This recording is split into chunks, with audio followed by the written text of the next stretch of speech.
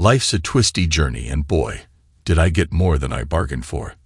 One evening, filled with the promise of shared secrets between me and Caroline, spiraled into a tale of double betrayals. As I stood there, reveling in the joy of expanding our family, I dropped my own bombshell. A secret child, set to join our family under the most unconventional circumstances. Little did I expect Caroline's wrath, turning my dream of a big happy family into a battleground. Upon entering the abode, my spouse's enthusiasm was palpable. She hastened to greet me with an affectionate kiss, before swiftly returning to the culinary domain to add the final touches to our evening repast. "I prepared your preferred dish tonight. And guess what? I have some exhilarating news to share," she exclaimed, her eyes shimmering with anticipation. "That is truly fantastic, my dear," I replied with a smile. "Coincidentally, I also possess some momentous news. Perchance we should partake in a dual celebration." It happened to be Friday evening, signifying the conclusion of the work week. While she concluded her tasks in the kitchen, I proceeded to the bedroom to freshen up and change into more comfortable attire.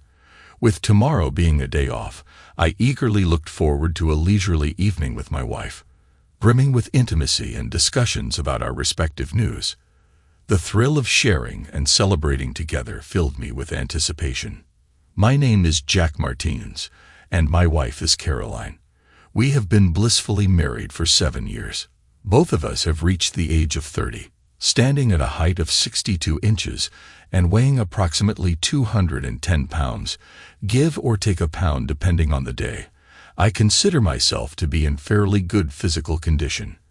While I do not perceive myself as a heartthrob, I have been informed on numerous occasions that I possess above-average looks. On the other hand, Caroline stands at a height of 56 inches and maintains a lovely weight of 110 pounds. She, too, is quite fit, much like myself. We are both regular attendees at the gym. Caroline possesses long blonde tresses, captivating brown eyes, and a stunning figure that never fails to attract attention. As of late, I have had a strong inclination regarding the nature of her news. We recently embarked on the journey of starting a family. Caroline ceased taking birth control pills a few months ago, and ever since, our intimate encounters have significantly increased. Now, do not misunderstand me.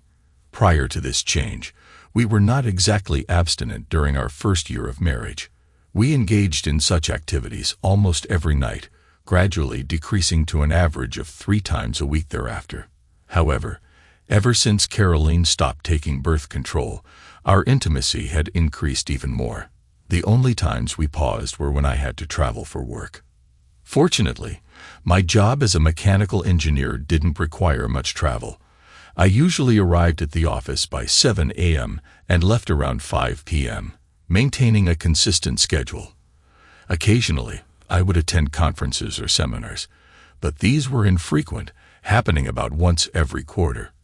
Recently, I was promoted to an engineering manager, overseeing a team of 5 junior engineers, 3 engineering technicians, and a few secretaries, including Caroline, who served as my personal secretary. Meanwhile, my wife worked as a paralegal at a local law firm. Among 5 lawyers, she was one of 3 paralegals, and her schedule mirrored mine in terms of regularity. The only changes occurred when she had to stay late due to important cases. After freshening up and changing clothes, I entered the kitchen just as Caroline was setting the table for dinner. It was clear that she had gone above and beyond for this evening. I suspected she had taken the afternoon off to prepare.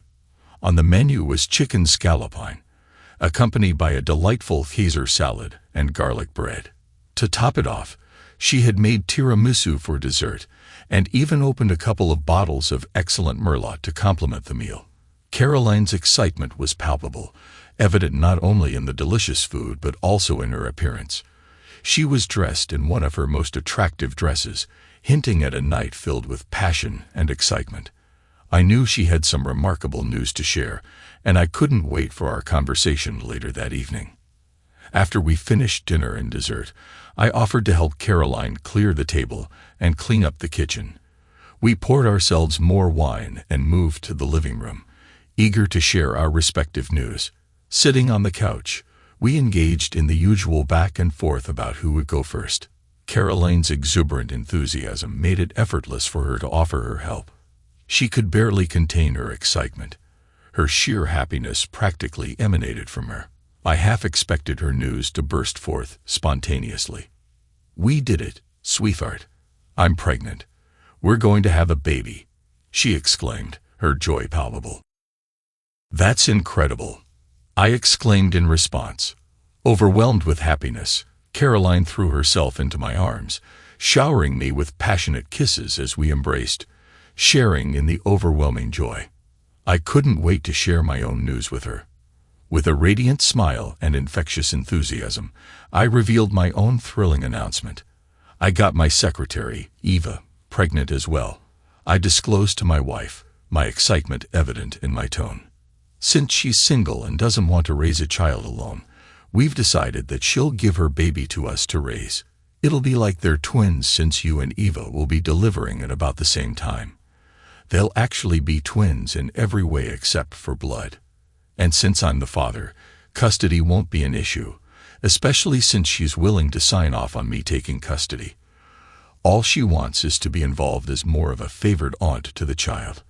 We'll probably need to explain it to him or her when they're old enough to understand and accept it, but that shouldn't be a problem. I eagerly awaited my wife's response, but instead of the happiness I anticipated, I was met with a severe lack of joy. In fact, she appeared angry. It puzzled me. Here I was, sharing news of our family expanding, and yet her reaction was one of extreme hostility. I was genuinely taken aback. Her distressed expression gave me pause, but I felt she needed to know the full extent of the situation, hoping it might turn her upset back into happiness. Her initial ultrasound also indicated that she was having twins. I continued, attempting to maintain my excitement despite my wife's unsettling reaction. Although it's still too early to determine the sex, there's a good likelihood that at least one of them is a girl. Maybe there will be one of each. Just think about having the daughter you've always wanted, and I can have the son I've always wanted. Whichever gender the baby is, it will be a blessing, and we will finally have the large family you've always desired. However, instead of the joyful reaction I expected, my wife's anger only seemed to grow.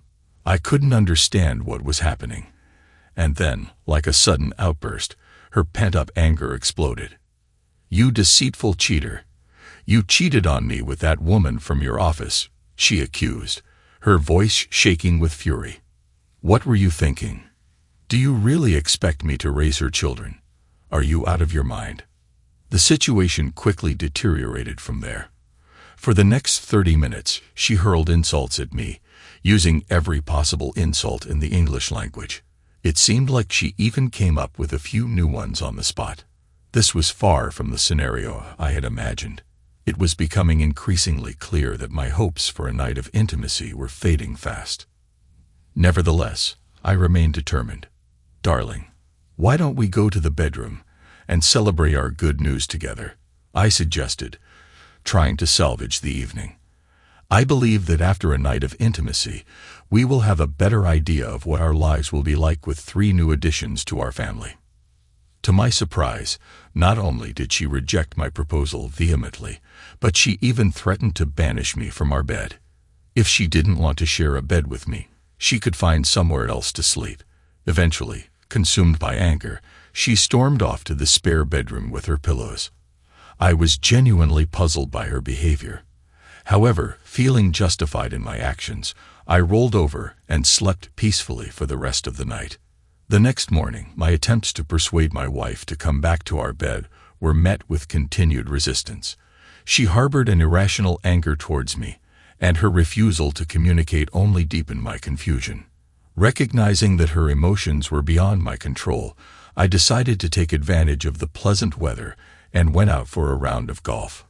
I met some interesting people there, including a man, his wife, and her sister. We quickly formed a bond and got to know each other on a different level in less than 3 hours. Upon my return home, I was surprised to find that my garage door opener was not working. Perplexed by this unexpected issue, I investigated further, checking the batteries with no success. When I tried to enter through the front door, I was met with an even more puzzling sight. Several suitcases neatly stacked on the porch. Despite my confusion, I brushed off the strangeness and attempted to unlock the front door, only to realize that it was securely locked. Although not entirely unexpected since I usually left through the garage in the mornings, what struck me as odd was that my key didn't fit the locks. Upon closer inspection, I noticed that the locks seemed new, a detail that Caroline had never mentioned. Determined to enter the house, I set aside my bewilderment and focused on finding a solution. Feeling tired and sweaty from the day's activities, I grabbed my saw from the truck and quickly cut through the door around the doorknob and deadbolt. With the obstacle removed, I made a mental note to replace the door and went inside, looking forward to a much-needed shower and change of clothes. Upon entering, Caroline launched into another outburst, accusing me of being unfaithful. I struggled to comprehend the source of her ideas. While there was a fleeting connection with Janice, it was not significant. Despite my attempt to suggest a shower together to ease the tension, Caroline adamantly refused. It occurred to me that she may be dealing with deeper psychological issues that required attention. Planning to discuss counseling later, I showered to alleviate the stress of the day. Upon returning to the bedroom, I found Caroline packing her things. When questioned, she stated that since I wouldn't leave, she would instead. She had already arranged to stay with her sister. My explanation of her behavior being due to pregnancy hormones was rejected. Despite my belief that her pregnancy was influencing her actions, she dismissed my reasoning. I hoped that after giving birth and seeing my secretary's twins, she would embrace motherhood. Perplexed by her sudden departure, I watched her leave, unsure of what to do next. A few days later, I decided to have Eva move in with me. With Caroline gone and Eva pregnant, it seemed like the right decision, especially since the twins were mine. However, my plans were disrupted when I was served with divorce papers a week later. Caroline was seeking ownership of the house, 18 years of maintenance, alimony, 90% of our savings and investments, and $1,500 a month in child support. She was enforcing our prenuptial agreement, specifically the infidelity clause. I was fully aware of its existence. My wife Caroline's voice broke the tense silence in the lawyer's office, marking the beginning of our first meeting to discuss our impending divorce. As we sat across from each other, I couldn't help but acknowledge Caroline's powerful advantage. Our meticulously crafted prenuptial agreement, designed to make infidelity sting deeply, provided her with ample evidence of my indiscretions, giving her every reason to use it mercilessly. Despite the gravity of the situation, I couldn't help but question her determination. "Are you absolutely certain about pursuing this path, Caroline?" I asked, hoping to detect a hint of hesitation. Her response was swift and unforgiving. "You cheated on me. You got your secretary pregnant and had the audacity to think I would agree to raise her children," she retorted, her words filled with indignation and betrayal. "Caroline, right here, right now, I am presenting you with a one-time offer," I declared, my tone resolute.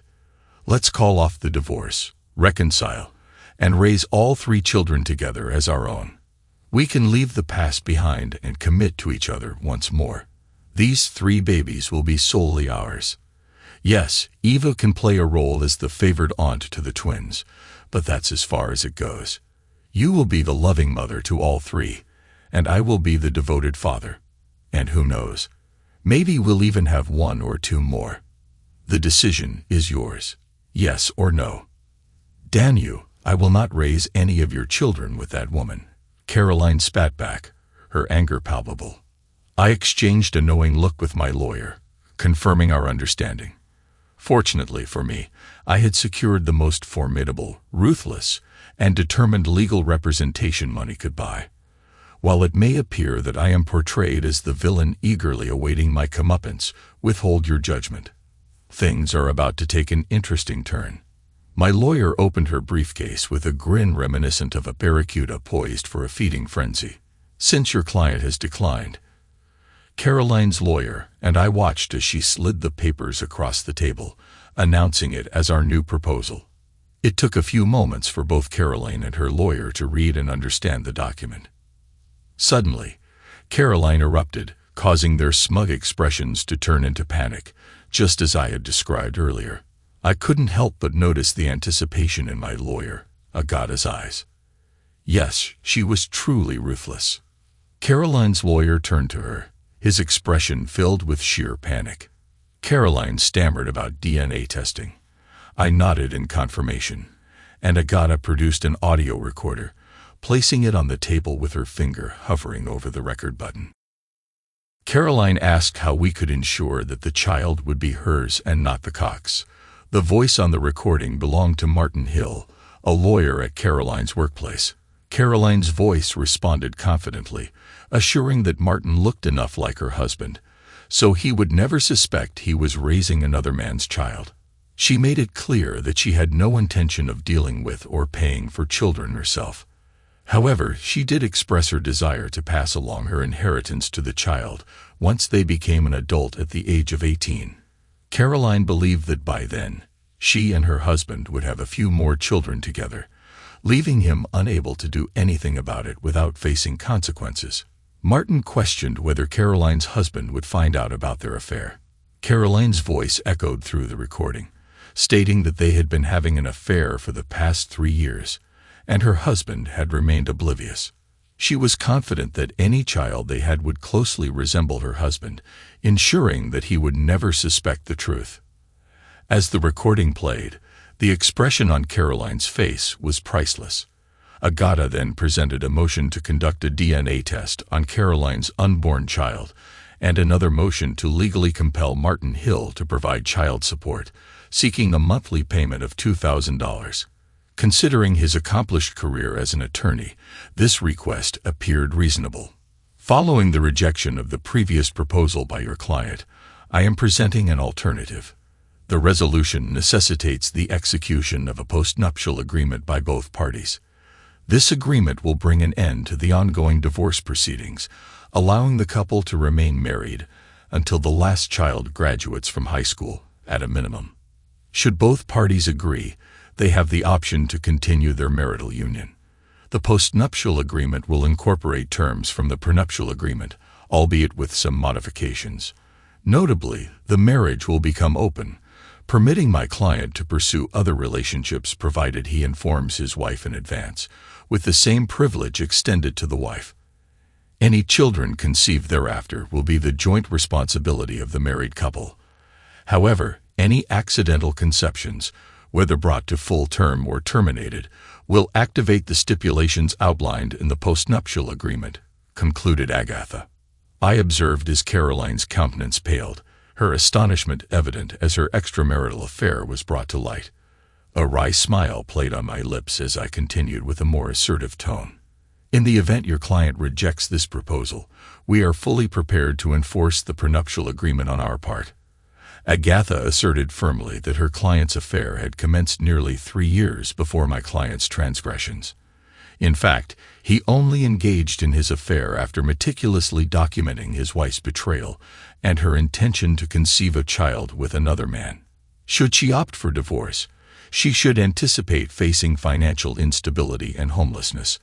Additionally, evidence in the form of videotapes depicting her involvement with a man other than her husband will be disseminated to her acquaintances. We are prepared to take decisive measures to ensure her complete downfall. Caroline glanced at me, signaling her readiness for me to address the situation. Caroline, you have orchestrated a plan for me to raise a child that is not biologically mine, while the child you carry is innocent in this deception. I cannot bear the responsibility for your actions. However, I am willing to accept the child as a stepchild in our home, on the condition that your partner takes on the financial obligations. He will be responsible for monthly child support, health insurance, medical expenses, and education. Although I doubt he will seek visitation, it will be an option if desired. He will also provide for the child's college education. This is the consequence of his choices. Despite claiming to avoid parenthood, he will now bear the burden. As for you, Your punishment for betrayal is to raise my children as your own, except biologically. Only those present in this room and Eva will be aware of the truth. You found it amusing to have me raise another man's child. Now you will find solace in raising another woman's children. When Eva wishes to visit the children, she will be welcomed into our home. This is your atonement. You have the audacity to seek a divorce due to my infidelity while carrying on a lengthy affair yourself. How hypocritical. My affair only began after discovering your betrayal. I overheard your plans to have a child with another man, ensuring it was not mine. Eva was willing to have my children as long as she was not left to raise them alone. 18.5 years later, the truth about Ava is finally revealed. But what about Uncle Nat? Laura interjected. Eva had twins, with Diana being born a minute before Laura. Donnie, Caroline's son, entered the picture 3 days earlier. There were many surprised faces when we introduced the triplets to our friends and family. Eventually, everyone accepted the situation, although there were some questions about the origin of Diana and Laura's red hair due to those recessive genes. No, Uncle Nat came into the picture later. Aunt Eva became pregnant while she was single, and she believed it was best for you to be raised by a married couple like us. As we shared a close friendship, I made the decision to take you both in, knowing that your mother was unable to care for you on her own at the time. By the time she met and married your Uncle Nat, it would have been too disruptive to change the situation. Now that you are aware of the truth, please understand that your mother and I love you just as much as if you were our biological children. This fact remains unchanged. It's important to remember that your aunt and uncle have their own family, but you will always have a special place in their hearts. Despite this, we are all one family. I believe that you were intelligent enough to comprehend the situation. Did we really need to reveal the truth? Perhaps not, as there were valid arguments on both sides. However, we ultimately decided that it was best for you to know, so we shared the reality with you. We also disclosed to Donnie that I was not his biological father, a conversation that was separate. He never encountered the individual in question. Despite the individual's attempts to contest the paternity suit, DNA evidence proved otherwise. He tried to avoid making payments, but such actions are not looked upon favorably by the courts. They have the authority to enforce their decisions through sheriff's deputies who can make unwelcome visits to individuals at their residences and workplaces. In terms of the concept of an open marriage, I did have a few additional encounters with Janice and Evo, while I was dating Caroline for about a year until she met Nat. I am quite confident that Caroline remained faithful throughout. I kept a close eye on her, and once my affair with Eva ended, I refrained from pursuing any other relationships. I assumed that Caroline had learned from the situation, and I made it clear that I would resume monitoring if any signs of infidelity were detected. To the best of my knowledge, she remained loyal, and I continued to keep a watchful eye. Additionally, she made efforts to strengthen our bond, where we both relied solely on each other. Martin Hill disappeared shortly after Jack's 18th birthday. He had already set up a college fund for Jack, but despite our offers of visitation, Martin showed no interest. Speculations were rife about his relocation to the East Coast, yet a more reliable rumor placed him just 5 miles beyond the coastline. This particular piece of information was known only to a select few. I exercised patience in seeking justice. I couldn't allow him to escape his responsibilities of child support and college fund payments. As for Caroline and myself, it has been 19 years since our tumultuous ordeal. I meticulously conducted my investigations and found no evidence of further wrongdoing. Surprisingly, she transformed into a devoted wife and mother, contemplating early retirement once the children leave the nest. It seems plausible. Some may consider me weak for forgiving her, but what good would come from seeking revenge? Perhaps Eva and I could have pursued a relationship, but that is irrelevant now. What truly matters is that I did not end up raising another man's child. While I played the role of a father, I approached it from a different perspective. Martin took care of the financial aspects of raising him, while I took the opportunity to ensure he was brought up with integrity, avoiding the path of becoming a scoundrel. Additionally, by staying with Caroline, I ensured that our 3 children were raised in a loving environment with both parents, a victory that transcended external judgment. Epilogue. Another decade has passed. This is my confession. I must admit, as I sit here reflecting on my past actions, I cannot help but feel remorse. In hindsight, I realize that adultery is a destructive path, filled with pain and consequences that extend far beyond the initial act. Even innocent individuals can suffer as a result. In my case, it was the children. My affair with Janice and the subsequent revelation of Caroline's betrayal shook the very foundations of our marriage, leaving scars that took years to heal. Looking back, I acknowledge the foolishness of my actions, the self-centeredness that blinded me to the hurt I inflicted upon my wife and family. Yes, my wife also erred, but I speak only for myself now. I am haunted by the realization that my momentary lapse in judgment caused irreparable harm to the trust and closeness we once shared. Caroline's forgiveness and our eventual reconciliation were not without challenges. The journey to rebuilding our relationship was arduous and lengthy, filled with moments of uncertainty and doubt. However, it had to be our children who have grown and flourished independently that bring me joy and inner strength. Despite the tumultuous process of raising them, they are thriving, their spirits unbroken by their parents' mistakes. I am overwhelmed with pride as I witness their achievements, and their laughter serves as a soothing remedy for the wounds of the past. As I look towards the future, my only hope is that they will learn from my errors, cherish the sacred vows of marriage, and honor the trust of their partners. May they never succumb to the temptations that led me astray. May they cultivate relationships founded on honesty, respect, and unwavering devotion. Ultimately, I am grateful for the second chance I have been granted, for the opportunity to rectify the wrongs of my past and embrace the blessings of my present. Although the scars of my transgressions may never completely fade, I find solace in knowing that redemption is attainable. Love, genuine and unconditional, possesses the power to conquer even the darkest of sins. Thanks to everyone who took the time to listen to today's stories. If you enjoyed it, please consider liking and subscribing if you haven't already. Feel free to share your thoughts on the events in the comments below. Take care.